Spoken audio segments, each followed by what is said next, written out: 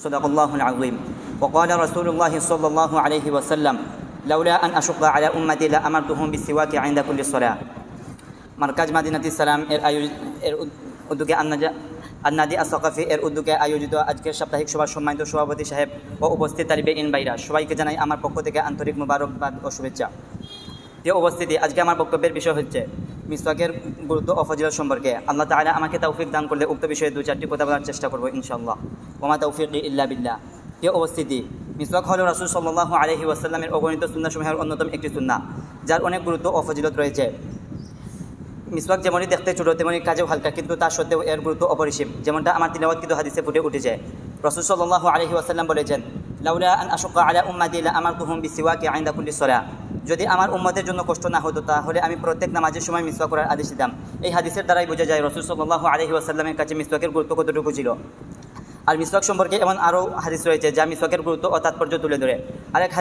আরেক হাদিসে নবী করিম সাল্লাল্লাহু আলাইহি ওয়াসাল্লাম বলেছেন, উমিরতু বিসিওয়াকি হাত্তা খাশিতু আন ইউকতাবা আলাইয়া। আমাকে মিসওয়াক করতে এতটুকু আদেশ করা হয়েছে যে আশঙ্কা হয় না জানি তা আমার জন্য আবশ্যক করে ফেলা হয়। প্রিয় উপস্থিতি, এখন আমরা মিসওয়াকের ফজিলত সম্পর্কে জানব। মিসওয়াকের অনেক ফজিলত রয়েছে যা বর্ণনা করে শেষ করা সম্ভব নয়। এ নিয়ে অনেক কিতাবও রচিত হয়েছে, তার মধ্যে থেকে আমি আপনাদের সামনে একটি তুলে ধরার চেষ্টা করবো ইনশাআল্লাহ। প্রিয় উপস্থিতি, মিসওয়াকের শারীরিক ও আত্মিক অনেক ফায়দা রয়েছে। তন্মধ্যে দৃষ্টিশক্তি বৃদ্ধি পাওয়া, মুখের দুর্গন্ধ দূর হওয়া এবং আমাদের মেধাশক্তি বৃদ্ধি পাওয়া হল অন্যতম। একটি প্রসিদ্ধ ঘটনা আছে যে এক অমুসলিম ব্যক্তি পত্রিকায় দেখতে পায় যে রাসূল সাল্লাল্লাহু আলাইহি ওয়াসাল্লামের সুন্নাহ হচ্ছে মিসওয়াক করা, আর তার ফজিলত হচ্ছে চোখের দৃষ্টিশক্তি বৃদ্ধি পাওয়া। তখন লোকটি পরীক্ষা করার জন্য মিসওয়াকের উপর আমল করা শুরু করে দেয়। তারপর দেখা যায় এই লোকটির মৃত্যু পর্যন্ত চোখের দৃষ্টিশক্তি কমেনি।